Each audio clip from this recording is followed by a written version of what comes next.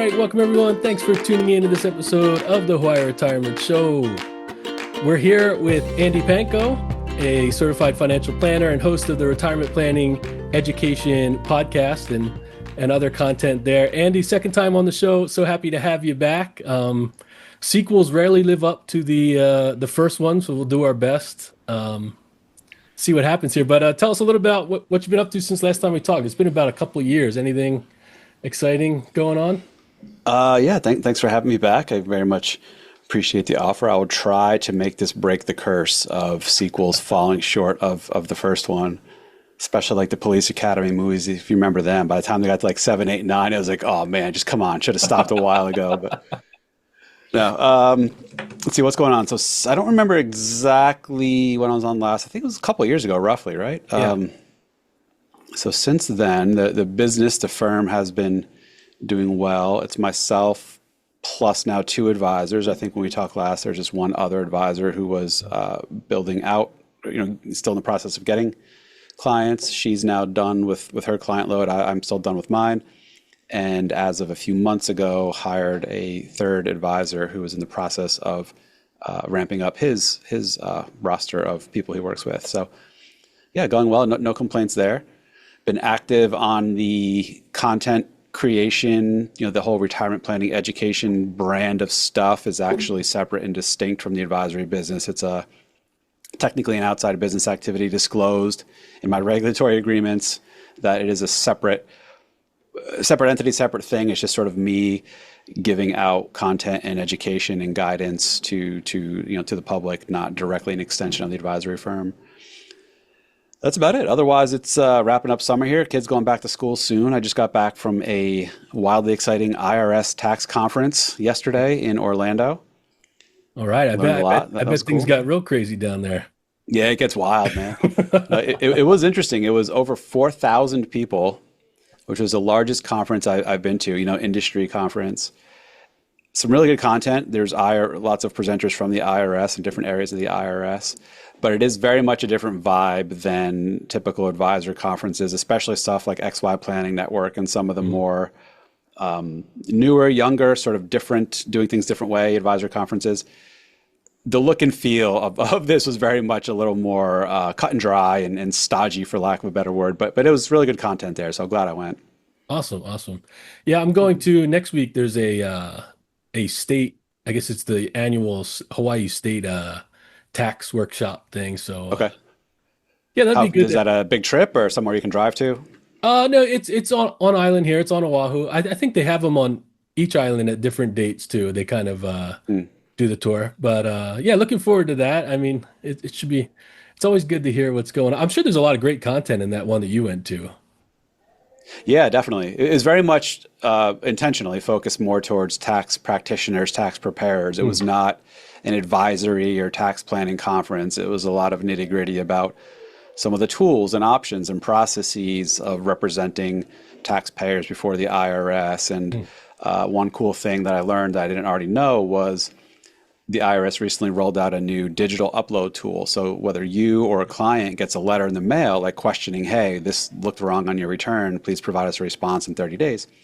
It used to be you mail or fax back a response, wait till someone physically gets it a few weeks later, replies to you a few weeks later. Well, now you can scan and upload whatever documents you want to provide right through this digital secure portal online. They get it instantaneously. They may not process it instantaneously, but they get it. And there's also a new digital chat tool I just found out about, where it's a bot at first. So both tax professionals and or regular, people, taxpayers, can go to try to get their question answered. And at some point, when the bot hits its, capacity of what it could help you respond to, there's an option to speak to a representative. Wow. That takes you to a live chat representative. So, quick, tip for anyone out there: instead of waiting hours or whatever it takes on hold to talk to someone, use the chat tool, because apparently you get right through to someone live. That's great to hear. Yeah, both things are great to hear. Yeah. The electronic delivery of that kind of stuff, at least there's like, you kind of take out that whole gray area of I mailed it, when was receipt, delivered and all that. Yeah, it's good to hear. And it'll be, I'm one of these guys that follows a lot of the AI talk, and I know some of it is might be hype, but it's going to be real interesting to see, what the tax preparation and the IRS looks like in another 5 years. I think some big changes are definitely coming. Oh, there's so much room for AI and not even AI, just automated systematized improvements, which they're slowly doing. Now, granted, it's a really large bureaucratic government agency Mhm. now more so than recent years, strained capacity wise with budget and staffing. So I respect and appreciate the challenge that they have, but it was nice to see there's a lot of IRS staffers at this thing, both as presenters and just working at different tables that you can go up and talk to them about whatever. And now, granted, that was just a handful of people out of the thousands in the IRS, but it's like, you know what? These are real people too. Like Right. they have a job. They're trying to help with the resources and limits that they have. They did seem to be genuinely interested in feedback and recommendations, such as them making this new digital upload tool, the online chat thing. These are massive Oh improvements yeah. in efficiency for people and taxpayers. So I was impressed overall. Yeah, it's real easy because you don't see them. It's kind of like when you're driving, you kind of take on a different personality and you're kind of, Yeah, you would interact with these people differently if you stood in front of them, right? And that's the same thing with exactly. Social Security, the IRS. I mean, these are, for the most part, these are good people trying to do good things. It's just a massive undertaking to make these changes and stay It on. is. Yeah. Yeah. So I have a newfound respect for IRS employees and what goes on behind the scenes and how much, for the most part, they as an agency really are trying to help. I know it doesn't look and feel like that if you ever Right. have to deal with the IRS, but they really are trying to help. Now, obviously, they have to enforce tax rules and enforce payment. So, people don't like that aspect about them, but they're Mhm. just they're doing their function. So, Awesome. Well, let's dive in. So we're gonna keep it to mostly taxes in retirement. We'll stay all on right, brand here for you.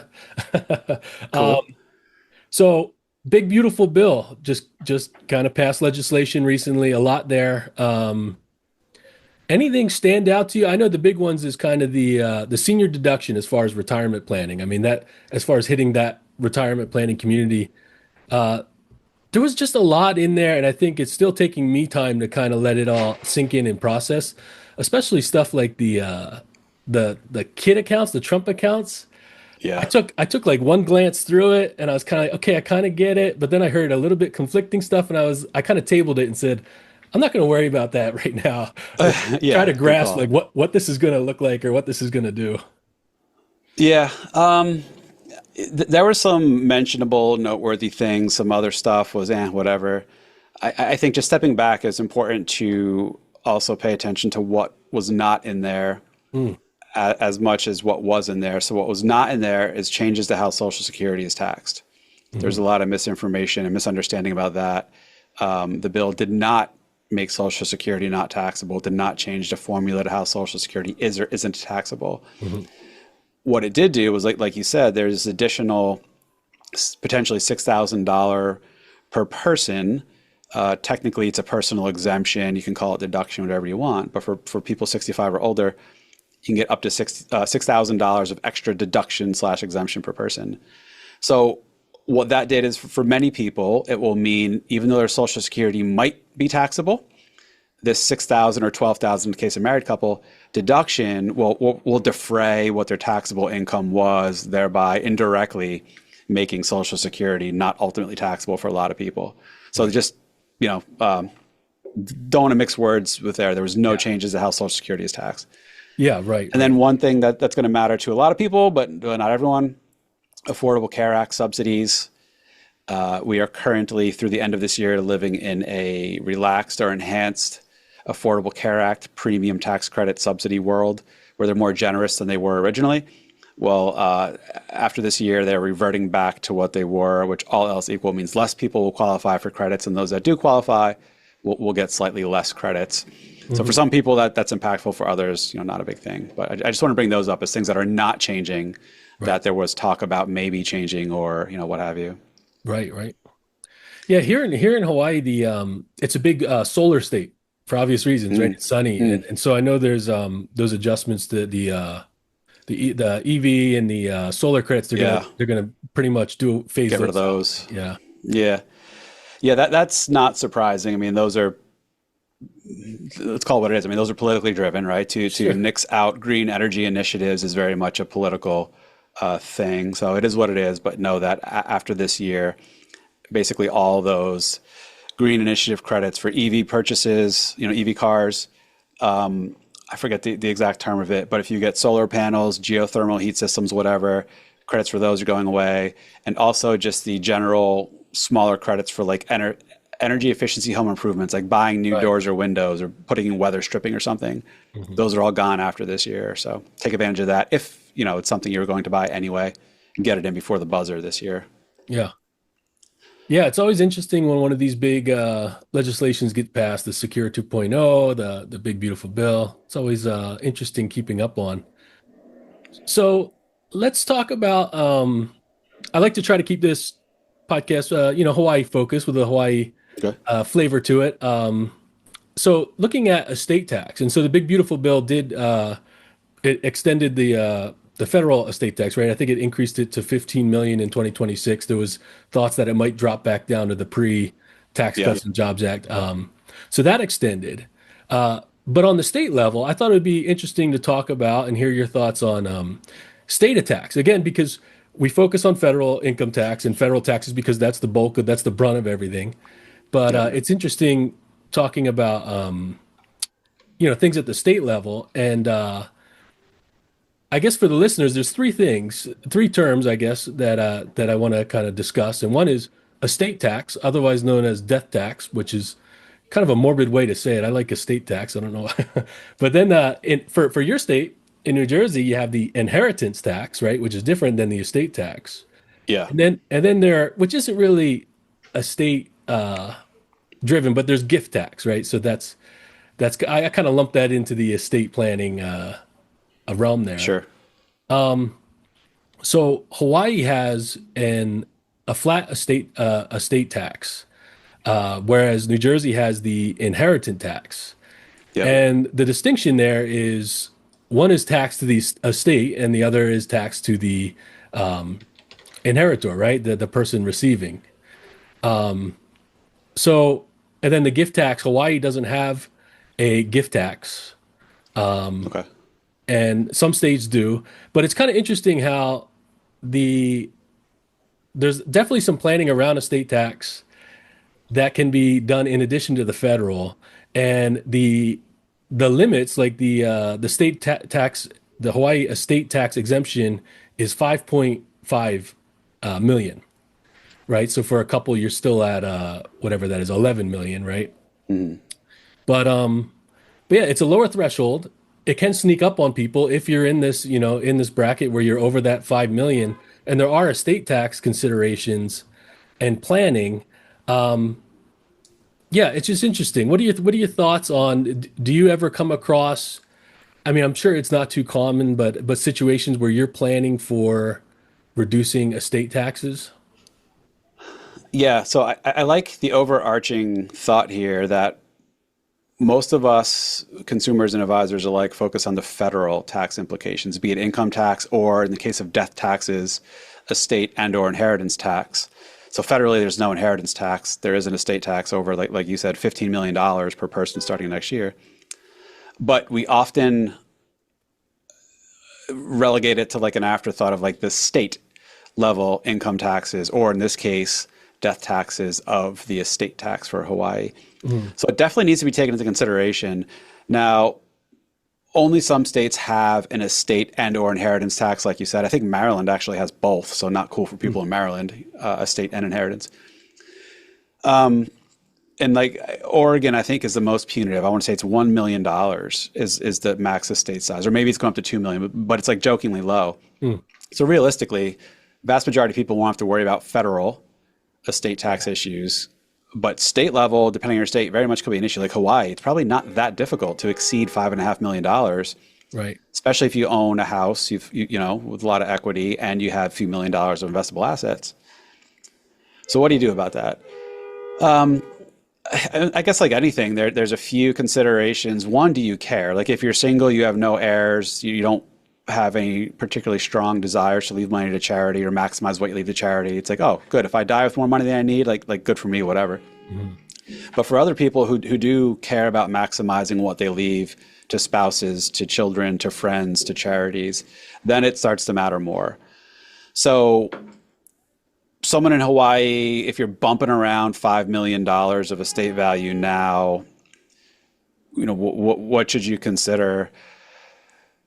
I guess like anything, even at the federal level, same sort of general considerations is gifting. Right. Like if you know you're going to die with more money than you need and it's going to go to your kids, let's say, well, start gifting it to them now Right. in life. Now, I don't know about Hawaii, like federal, there's a $19,000 per recipient gift exclusion where you can give money to whoever in that amount and there's no reporting, no taxes, no nothing. Does Hawaii have something similar or they just kind of follow federal rules? Yeah. So Hawaii does not have a state gift tax. Okay. So, Got so it. So there's just no the exclusion federal. concept Yeah. then. Yeah. No, yeah. So that is a great approach is, I'm sure there's a lot of people who plan this inheritance. And if you're flirting with these thresholds, yeah, why not? I mean, even if you're not, there's no harm in starting to gift things while you're living and stay below Right. Yeah. that amount, right? Exactly. Now, you don't want to run yourself too short and run out of money before you die, but if you have over $5 million and you probably know, especially when you're in or near retirement, whether or not you're going to need all that, then yeah, start slowly gifting it, getting it out of your name, out of your estate while you're alive. So that not only helps keep the estate size below the threshold, but also helps the recipient of the gifts, right? Like oftentimes, I don't know if you've read the Die with Zero book or familiar with the concept, Right. but people who die with a lot of money end up taking it to the grave, leaving it to their kids or whomever. Their kids, by the time they get the money, are often then well on into adulthood, maybe established themselves and doing okay. Sure, they'll appreciate the money, but they may not need it at that point in life when they're 50, 60, 70.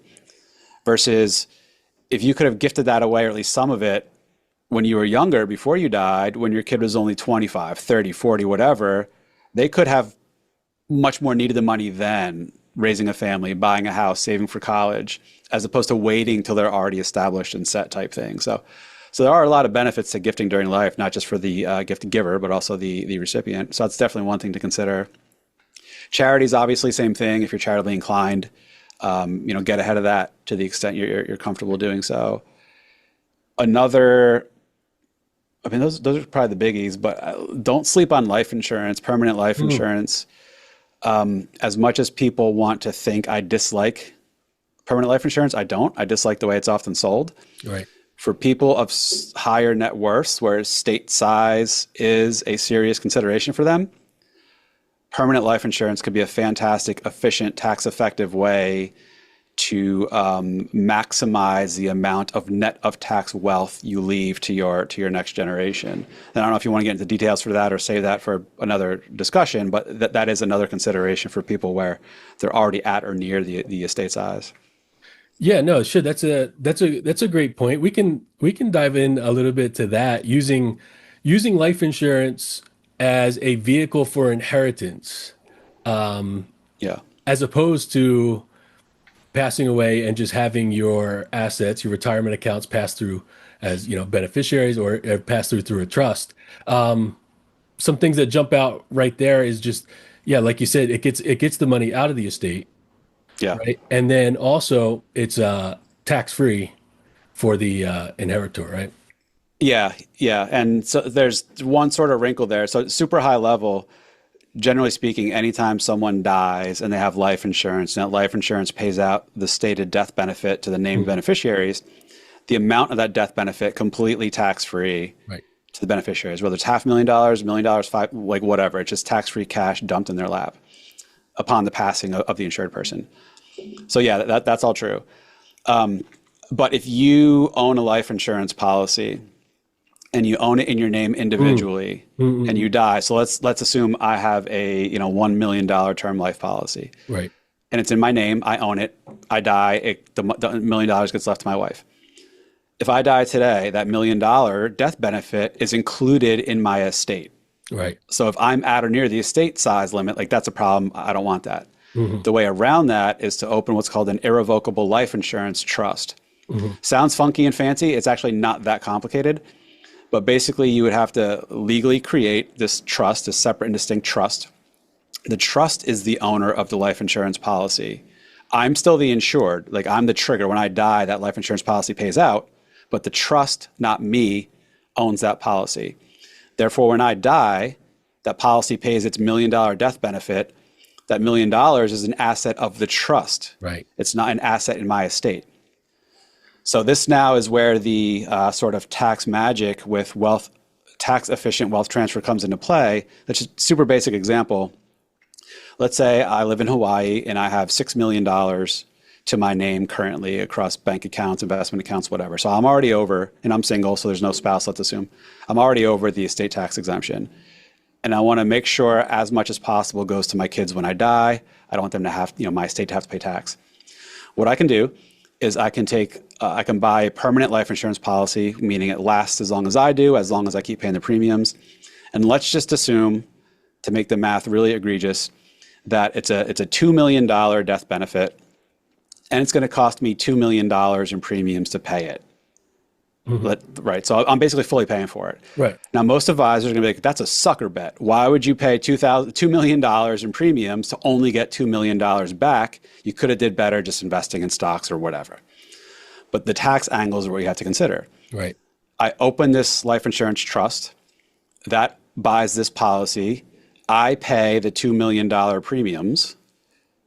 That $2 million comes out of my estate. Whereas I had $6 million of assets before, I'm at $4 million now because I used $2 million to pay these premiums, right? Right. My estate now is $4 million under the exemption, under the 5.5 limit. When I die, my $2 million death benefit gets paid out in the name of the trust, not included in my estate. That trust passes that $2 million through to my heirs. It's tax-free to them just the same as any other life insurance payout would be. So just like that, my heirs now inherit the $4 million that remained in my estate.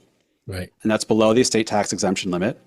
And they get this $2 million tax-free payout from the life insurance policy that, again, was outside my estate, so not subject to estate taxes. So they get my full $6 million upon passing. Right. If I didn't buy insurance, they'd still get $6 million, but now there's going to be whatever it is, 10, 20% estate tax on that, $500,000 that's over the 5.5 limit. Right.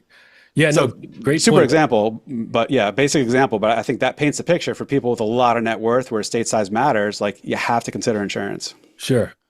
Yeah, ILITs as they're referred to, right? And then ILIT, exactly. Yeah.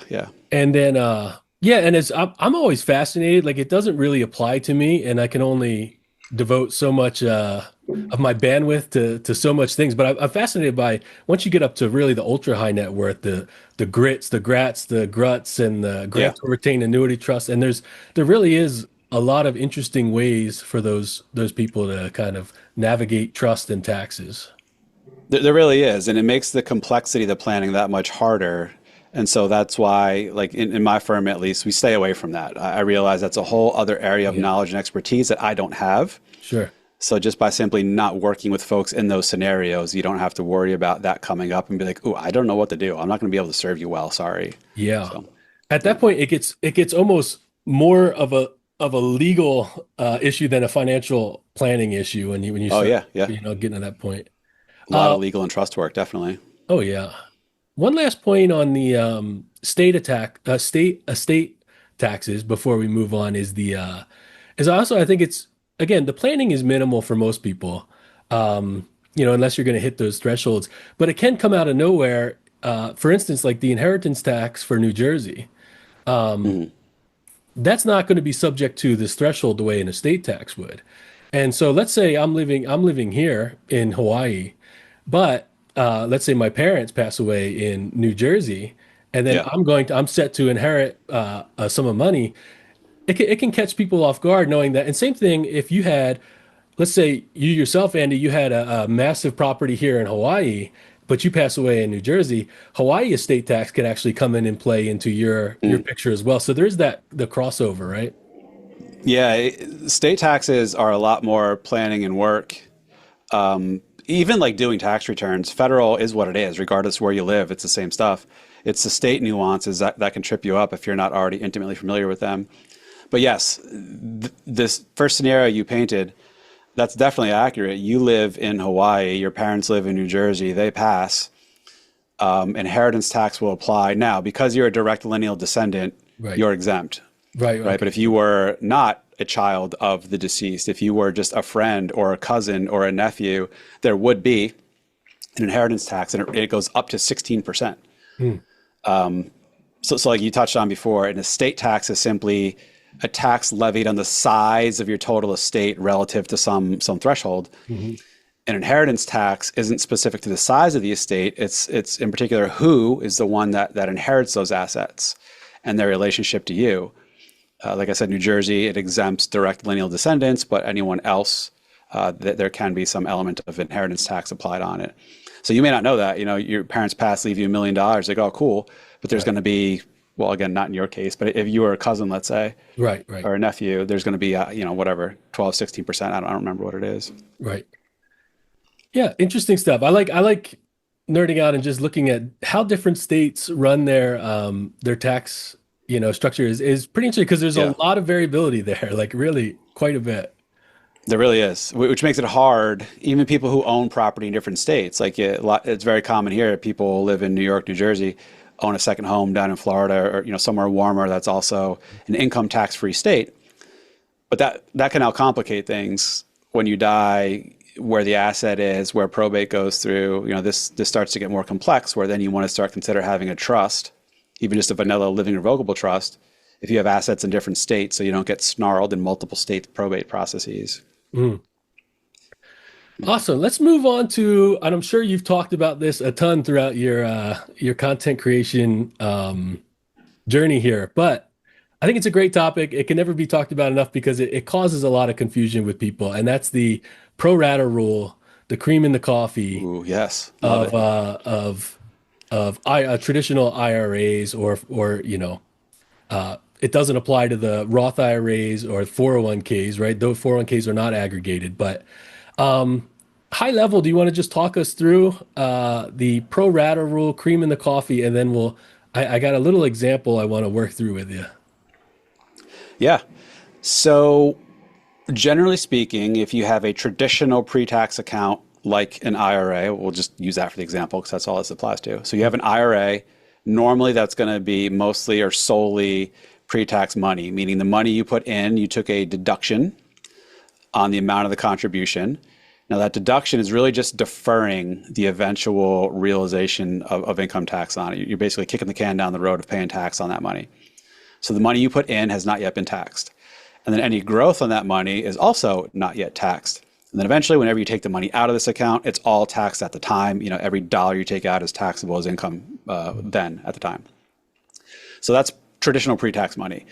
But sometimes people have what's called quote unquote basis in their IRAs, which is when you make a contribution, but we're not able to deduct and defer taxation on that money. Now, this would be because like your income is too high, it phases you out from having the ability to deduct your contribution. So you can still make an after-tax contribution, you simply don't deduct that amount that year.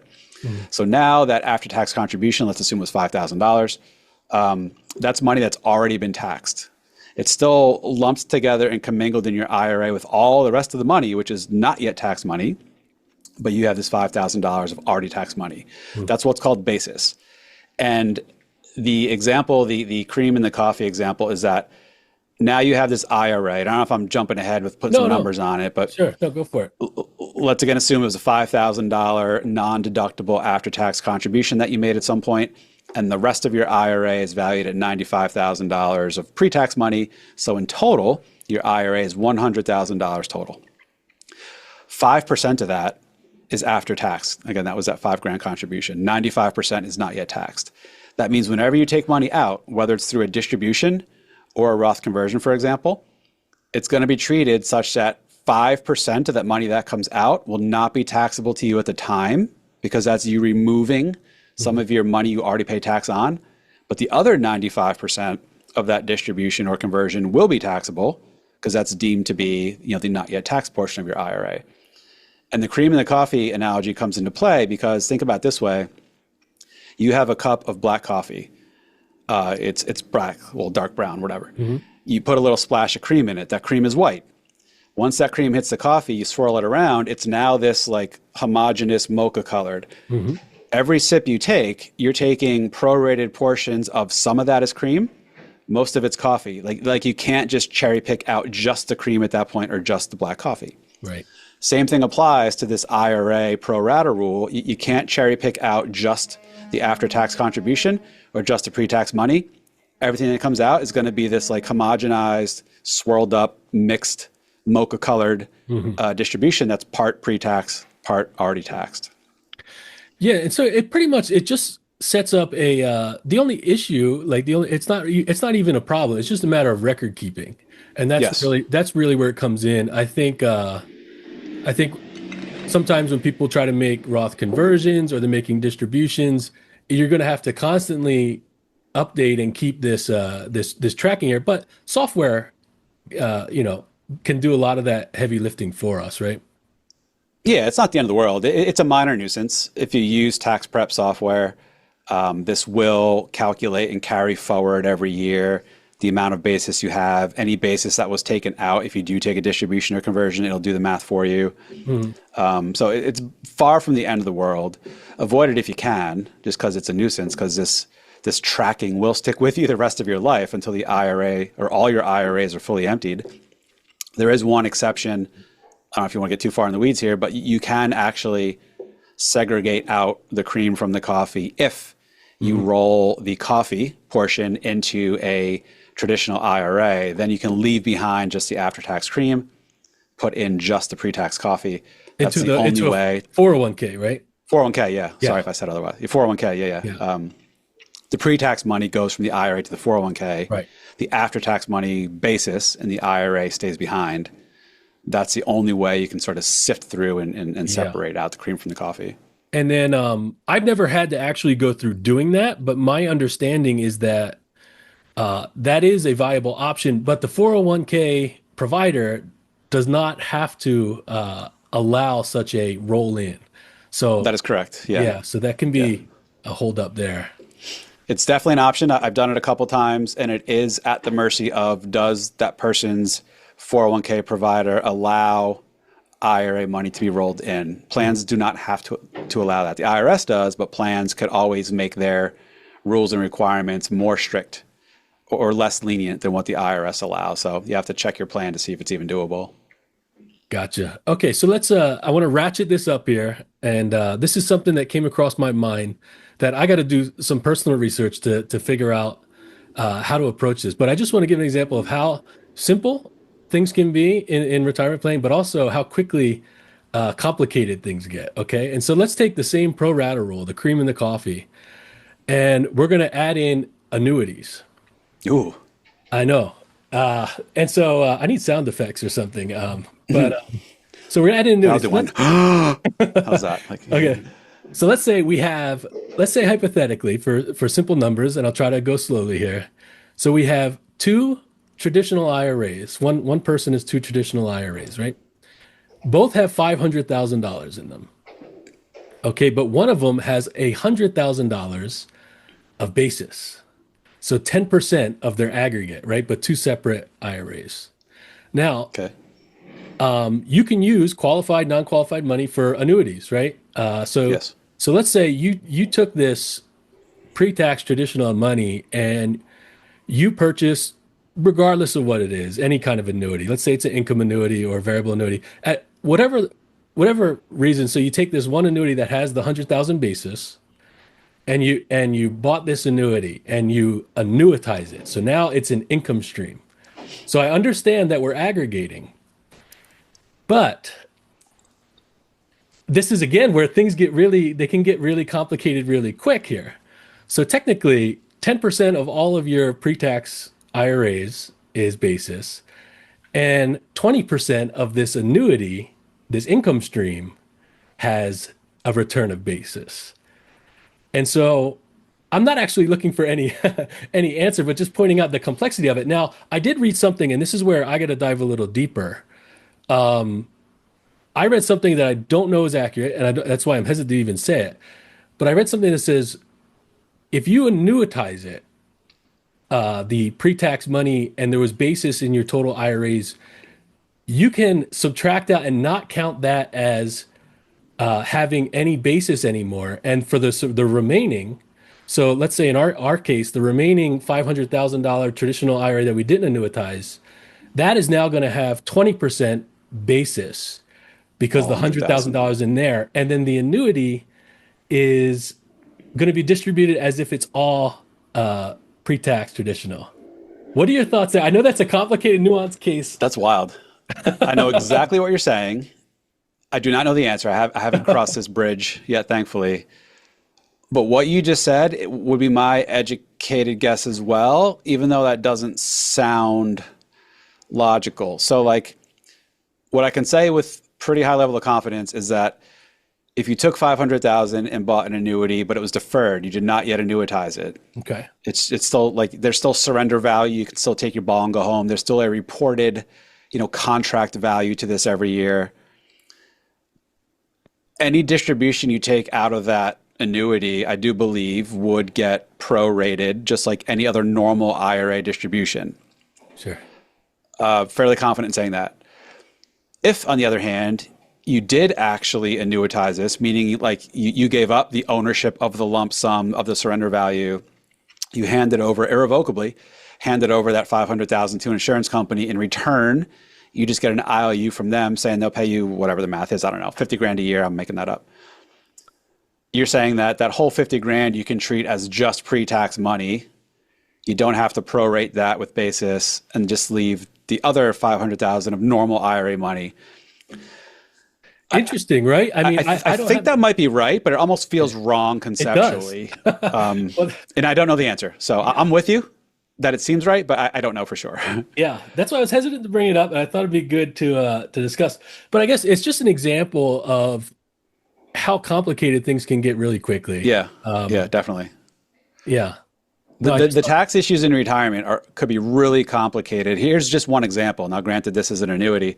A lot of people may not have this level of complexity, but there are lots of wrinkles and hairy things that could come up in retirement income and distribution planning, definitely. Yeah. All right. Well, good to know that. I was perplexed, and I was like, I hope Andy doesn't just nail this right off the bat, because I was like, I got to do some more research into this. Okay, let's shift gears. So that's the cream in the coffee pro rata rule. Can we talk about capital gains? And so this came across recently. I had somebody ask me a question about capital gains, and what their question was around was the brackets.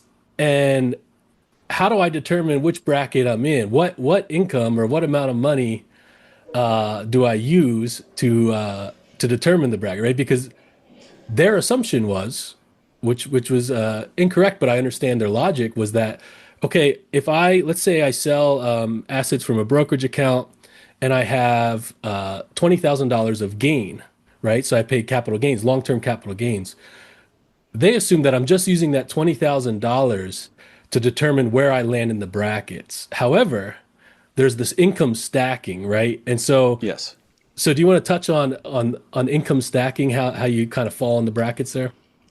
Yeah, this is something that really needs a visual to make clear to people. And I've been saying for 2 or 3 years, I'm going to make a video about this, and I just never got around to it to show the visual.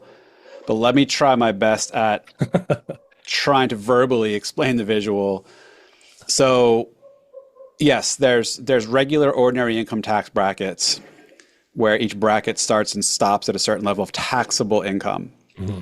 Now, I say taxable income because you start with your gross income, whatever that is, minus out your standard deduction or itemized deductions, and there might be some other deductions, but whatever, let's just assume standard. And that smaller net amount, that's the amount that gets run through the brackets as we know them, the taxable income. Now, there's separate brackets that apply just to long-term capital gains, meaning things you've owned for more than a year before you sold them in a regular brokerage account. Mm-hmm. or qualified dividends. I won't get into what those mean, but largely dividends on U.S. stocks are generally going to be qualified. So they're taxed at these lower rates. And so there's 3 long-term capital gain and qualified dividend tax rates federally: 0, 15, and 20%. State, whole different ball game. As we talked about, like states usually tax these as ordinary income.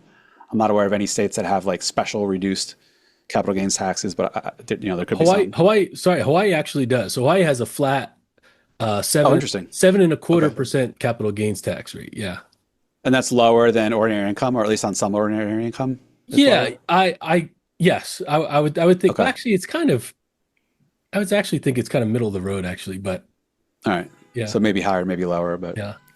Okay, so good to know. I thought most, if not all, states just apply their normal tax rates, but so there's these 3 brackets that apply just to long-term capital gains and qualified dividends. Now, how do ordinary income and these long-term capital gains interact with one another for purposes of these long-term capital gain brackets? Well, there's stacking, like you said. And the long-term capital gain brackets are based on taxable income as well, so net of standard itemized deductions. So let's just assume, I'm making these aren't the actual numbers, but I'm going to try to make it up to keep this super simple. Yeah. Let's assume the 0% long-term capital gains bracket stops at $50,000. So that's $50,000 of taxable income, meaning, again, gross income net of your standard deduction, let's say. But any ordinary income you have will first crowd out some or all of that 50. So this is going to be complicated, but let's assume standard deduction is 20. It's not, but it's super basic math. And you have $100,000 of pension. So that's ordinary income. So your gross income is 100. Your taxable income is going to be 80 because it's 100 minus your standard deduction. So right there, you already got 80 grand of taxable income.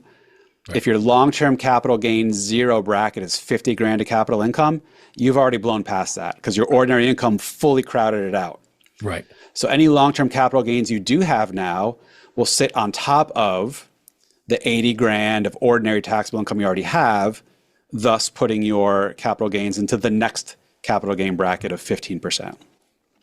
Alternatively, again, I can feel people just like spinning their heads because there's too many numbers here. But let's assume your pension's 30 grand. Right. All right. So 30 grand, standard deduction's 20. So now you only have 10 grand of ordinary taxable income. And if your long-term capital gain bracket is 50,000, you've only used up or crowded out 10,000 of that with your ordinary income. So that means you can realize up to 40 grand of long-term capital gains that would all be taxed at zero federally because it fits within this bracket. Any long-term capital gains above and beyond 40 grand would fall into the next capital gains bracket of 15. It's not all or none. Like you can have amounts in different brackets. Right. So that's at a super high level. That's how those brackets and the stacking concepts work. No, that's great. And it is, I haven't come across a really good, like you said, a visualization that kind of outlines it. But no, I think hammering home the point of those brackets are based off of not just your capital gains income, but your taxable income, and then add your capital gains on top. And the capital gains brackets work the same as income tax brackets in that they're progressive. You pay some in this bracket, and then it goes over from there. Yeah. When I ever get around to doing this video, I'll be sure to let you know because it's going to be amazing. I don't doubt it. Andy. You do a lot of good content. So how about this one here? Kind of combining the last two topics here, the non-deductible contributions and the capital gains. I recently was talking with somebody who was making non-deductible contributions because they were a high earner, and they didn't want to do the backdoor Roth IRA because they had this cream in the coffee issue there, right? It was complicated, right? So they're making consistently non-deductible contributions to a IRA. Now I thought about this and I said, well, let's do a comparison. If you're in this situation where your options are making non-deductible IRA contributions, or instead you take that 7,000 or whatever it is, the 8,000 catch-up contributions, and you put it into a taxable brokerage account.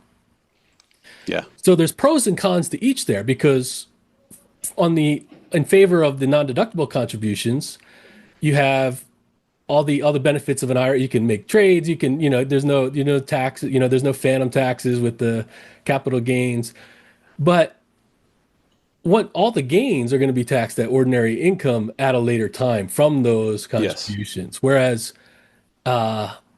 if you put that money into a capital gains account, you're going to pay the phantom taxes, and if you ever do make trades or whatever, there's going to be tax implications.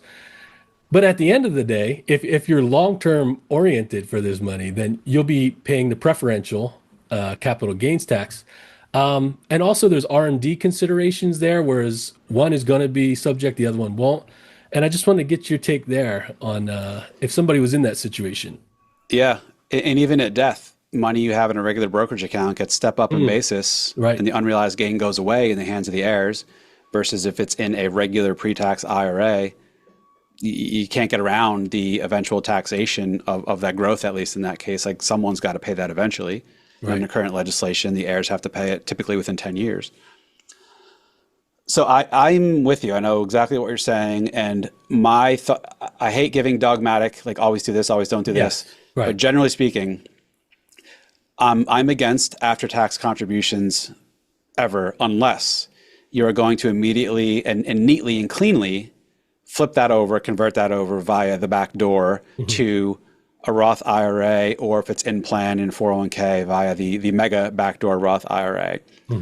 Otherwise, to your point, if you're not getting a deferral or deduction on the contribution, there's no upfront benefit to it. And if you leave it in the pre-tax account, you're subjecting all that growth to eventually being ordinary income tax. Versus if you instead put it into a regular brokerage account, you're still not getting any tax deferral or deduction up front, so you're no worse off there. Now, along the way, yes, there will be some tax drag because as dividends are paid, you have to pay tax on those in the year. But assuming you're invested in relatively tax efficient stuff that doesn't throw off a lot of income throughout the years, and you're going to hold it for a while, so any growth will eventually be long term. So when you do sell it, it'll be at long term capital gains, or if you take it to the grave, it'll get to step up in basis for your heirs. Right. I'm much more inclined to have people do that. So again, the only exception where I say go ahead and make your after-tax contributions is if you are fully, cleanly, and neatly converting them to a subsequent Roth account from it. Otherwise, I don't see the point in making after-tax contributions. Right. Yeah, that's how I feel. I thought it was interesting. It's not talked about too much. I think some people might feel, I think, and people have different levels of understanding of these kind of concepts, right? And it might feel like, well, this is an IRA account, and so I should put money into this retirement account. But looking beyond that, just understanding the tax implications, I agree with you, and I don't want to be dogmatic and say always do this either, but I concur with that. It's the nuances of taxation of retirement accounts is something the vast majority of normal people, consumers, simply don't know. And so I get you, right? They just sort of been conditioned that, IRA or 401k means retirement. I want to pump as much as possible into that, including, I make my full, whatever it is, $30,000 401k contribution this year. And let me put more in through the after-tax option because that's what I'm supposed to do, right? Yeah. With some good education and better knowledge about this stuff, you realize, like we just said now, after tax probably isn't the right move. Again, unless you're converting it to Roth soon thereafter. Just put it into a regular brokerage account. There's lots of benefits to it that way. Sure. Yeah. Okay. One more topic, and then I'm going to hit you with some rapid fire questions. Again, I need more sound effects, but so let's talk about medical expenses. So this especially pertains to retirees. Medical expense, tax deduction, and including in there qualified long-term care premiums.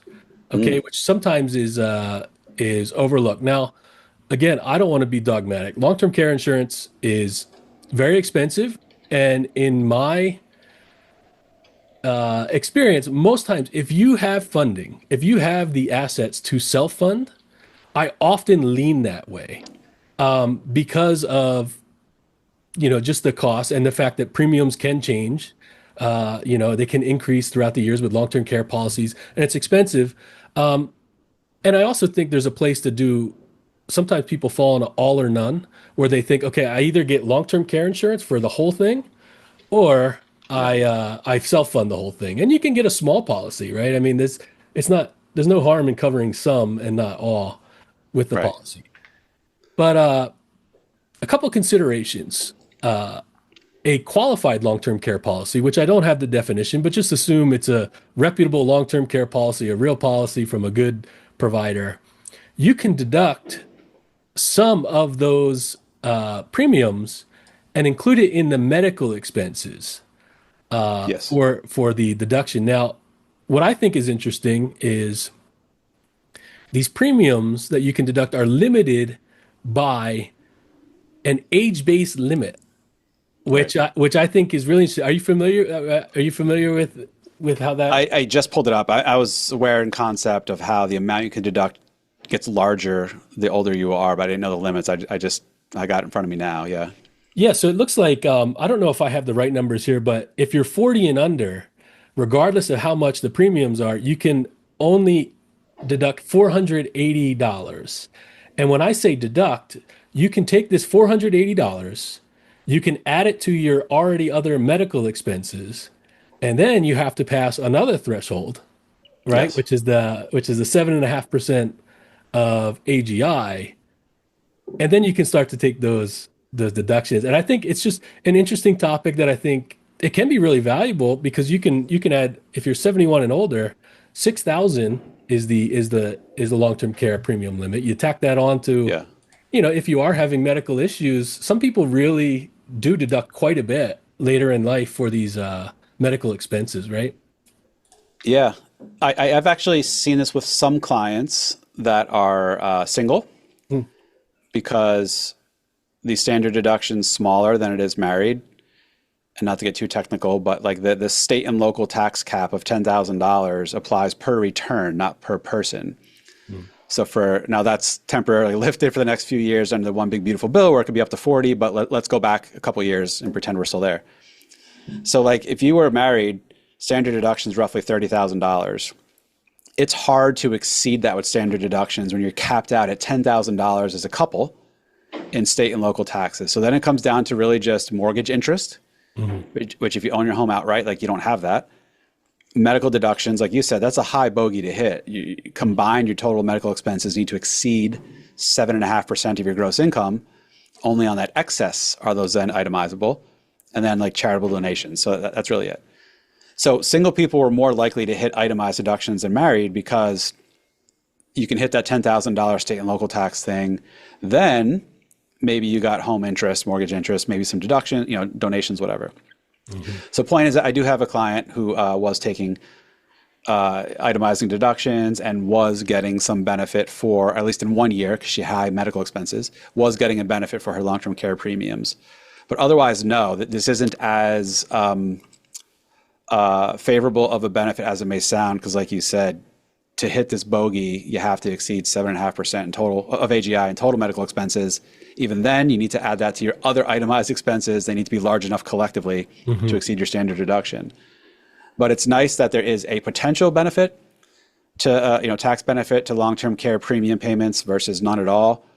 That's separate from, which is a much bigger, more difficult conversation and analysis. Should someone get long-term care insurance? If so, how much? I like your thought process. It doesn't need to be all or none. If you buy enough long-term care insurance to cover you for the worst of the worst 2 or 3 year event, the premiums are going to be so like grossly high, you're not going to do it. But maybe you get enough insurance just to kind of take the edge off to cover a few $100,000 of total expenses, right? Not $500,000 or whatever. Then the premiums are a little more palatable. Yeah, and one other point I wanted to make is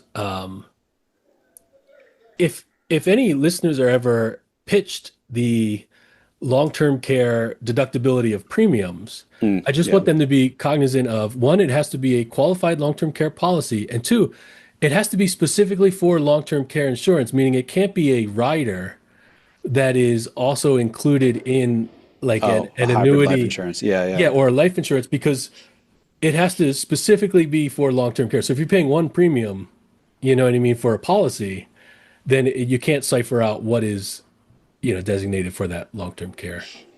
That's a great point. And I want to believe that people selling the policy, if they are selling a hybrid insurance or annuity policy that has a long-term care rider, I really want to think they're not going to give them just outright false information to say you can deduct it, but who knows? Sure. No, yeah, yeah. I'm not trying to I'm Yeah, not yeah. trying to say they are, but it's just one thing to keep in mind because it can be you start factoring all these things in and then maybe you start saying, well, I know long-term care premiums are deductible, but just be cognizant of Right. how Got it. that applies. All Yeah. right, so I'm going to hit the sound effects here. Pew, pew, pew. We're going to do rapid fire Top notch. questions. So let's wrap it up with Index Universal Life. What's your recent findings here? You're a great follow on LinkedIn. What's happening in that space recently, or what are you seeing? This is supposed to be rapid fire? Yeah, I guess not. Yeah. Ooh, man.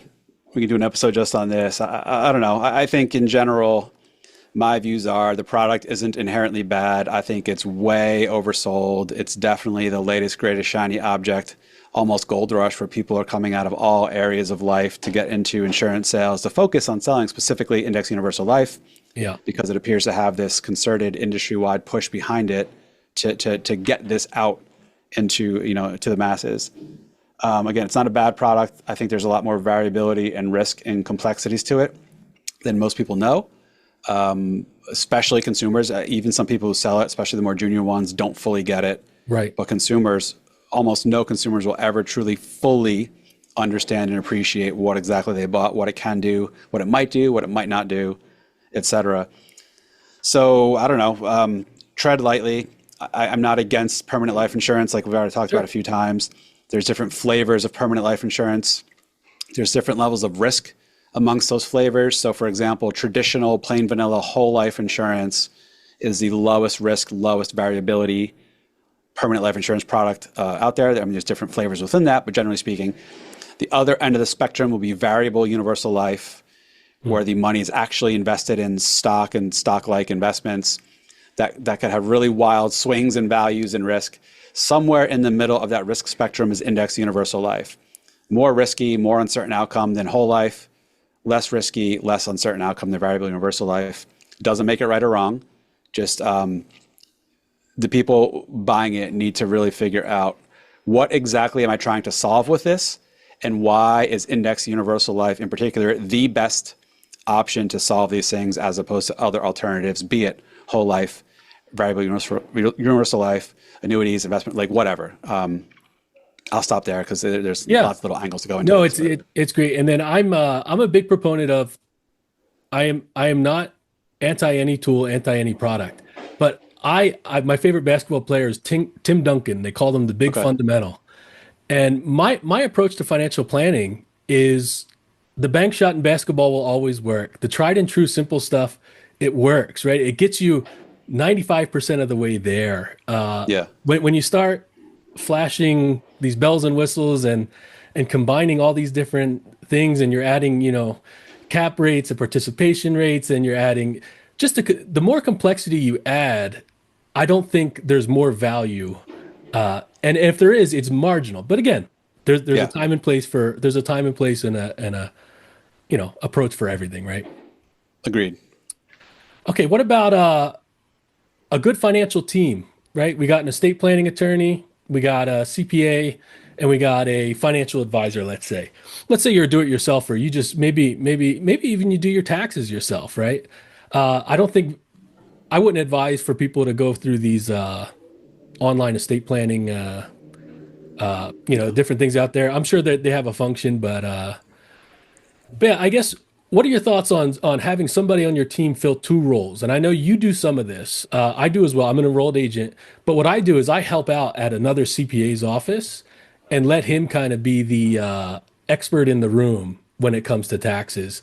I think, real quickly, my opinion is a CPA can go easier to being an advisor than an advisor can go the other direction into being a CPA, just because of the breadth and the amount of knowledge needed. Now, it all depends on the complexity of client, but what are your thoughts there? Yeah, I think I agree with that.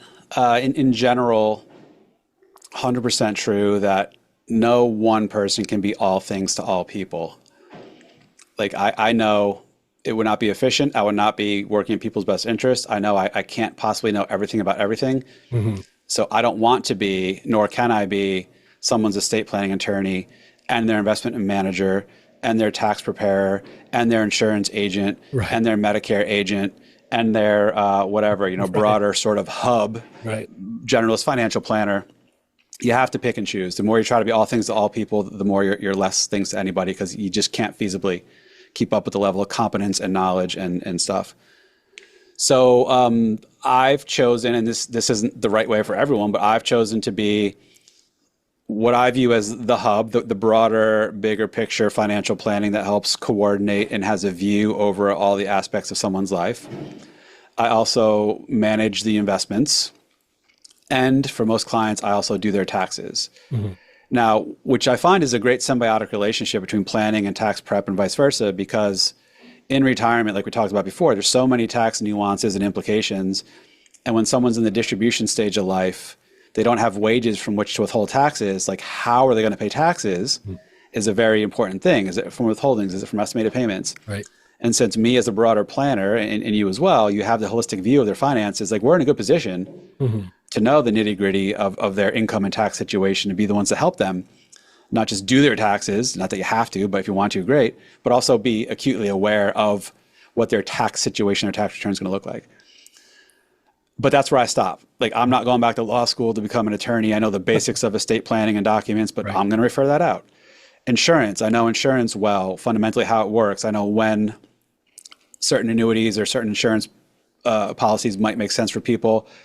But unless you're actually in the business day to day, grinding it out, you're never going to be able to stay fully versed on all the ever-changing roster of annuity products and riders and bells and whistles or life insurance products. Like, you have to be in that to know that. And so that's my limitation. I'm not going to pretend to dabble in that because I'm not going to do justice to it. So let me refer to people and work closely with them who do know that intimately well. Medicare as well. It'd be pretty easy to get, a health insurance license to sell Medicare, but like, unless you're in Medicare and you're constantly on top of every year's changing Part D formulary or the roster of the new, supplemental plans and whatever, I'm not going to be able to do that justice. So I don't know where I'm going with that, but yes, I agree. The more you can be to certain people, good, but you have to know your bounds, your limitations. You simply can't be all things to all people. You have to work with others on some level of things. Sure. Okay, what about AI, ChatGPT? Andy, I can get all my answers from ChatGPT. I can find out all of my I can ask it, when can I retire? How much, what are your thoughts on the limitations and the usefulness of AI in helping individuals with financial planning? I don't know. I mean, there's two schools of thought, and I guess different levels in between. One is like, yeah, this is completely making our jobs go away in the next handful of years. Others are like, no, this is nothing. This is going to help complement us. It'll do some of the more mundane work and analysis, but good advisors aren't going away. I lean more toward that. Now, I admit I'm relatively ignorant about AI and its true capabilities, but what I tell myself, and maybe this is me telling myself what I want to hear, but obviously seeking objective information, you can't compete with AI for that. Doing objective analysis, you can't really compete with AI for that. A lot of tax planning, for as objective as it is, there's still a lot of subjective, qualitative, making educated guesses about the future and just sort of like hedging emotional bets or whatever with getting ahead of doing, Roth conversions now versus waiting. There's always going to be an element of subjectivity there. The human element, I think, while you can't put a dollar figure on that, some people, especially more so than others, value the human element of an advisor, having someone to talk to, kick ideas around with. You can't quite get that same human element from AI. Maybe at some point they will. It'll look and feel like a human sitting in front of you. So I don't think it's going away. I think if you are just an investment manager, your job's at risk. If all you do is pick investments and rebalance, like that's been getting cheap, easy, and commoditized more so and more so. AI is going to make it even more so. Again, looking up tax laws and stuff, like AI is going to beat us to that. But pulling it all together cohesively into a not just objective, but also sort of subjective recommendation set of plans and layering on the human element to give people some personal touch or comfort, there'll still be value in that. Now, I can be way off. No, I think I could grossly underestimate AI, but that's my thought process. So I'm not worried. I think it's going to help us, not hurt us. Us meaning like really good, truly thorough, planning-focused advisors. Right. I'm not that worried. I think you're spot on. I do play around with it just because I'm interested. And what I find is it has all the answers, but the information it gives you is not always accurate. So, for instance, if we ask it a complicated question about long-term care deductibility of premiums, it doesn't know. It's going to search all this information and give you some information. I found a lot of outdated information. I found a lot of wrong information because there's so much information out there that it starts to compile, and it actually the answer it gives you isn't accurate. And I think that in some ways can be, a net negative where now we're adding another layer of wrong information that you need to do a rabbit hole to check if ChatGPT is correct or whatever AI you use. So it's important for our listeners to understand the answers you get. They do need a personal touch of going back and assuring that this is in fact accurate. At least for now. I believe sure. AI is going to get increasingly better and more accurate. But yeah, I agree now. Even the Retirement and IRA Show podcast, I just listened to their most recent episode today. They're playing a game of asking ChatGPT what it thinks the answers are to these different questions that the Ed Slott group, this tax training group, gave out about new regulatory changes. And it was competing ChatGPT's answers versus Chris Stein, and seeing who was better. And they were neck and neck up until one question where it was asking about the new, for employees that make over a certain amount of money and make catch-up contributions, those catch-ups have to go into Roth accounts, not pre-tax. The question was, which account types does that apply to? 401ks and such, or also like simple IRAs? Chat got that wrong. Chris got it right. So there's still very much work to be done with the accuracy of AI, but it's definitely going to continue to improve. Yeah, fascinating stuff. Our guest today is Andy Panko. Andy, thanks so much for coming on. Appreciate it. Hopefully we can get together and do it again later on down the road. Yeah, great content, and hopefully everyone listening got a lot out of it. I know I had a lot of fun rapping about it with you, so thank you. Awesome. Take care. The opinions and statements presented on this show are for general information only and are not intended to provide specific advice or recommendations. Never make any investment or financial decisions based on information offered on this show without first consulting your financial, legal, or tax advisor. All economic and performance information mentioned on the show is historical in nature and is not indicative of any future results. All indices mentioned on this show are unmanaged and cannot be invested in directly. All information is believed to be from reliable sources. However, we make no representation as to its completeness or accuracy. Lastly, all opinions expressed by Jason Cutitta and any guests on the show are solely their own opinions and do not reflect the opinions of or are endorsed by Toba Financial. For Jason Cutitta, investment advisory services are offered through Toba Financial LLC, a registered investment advisor offering advisory services in the state of Hawaii and in other jurisdictions where exempt from registration.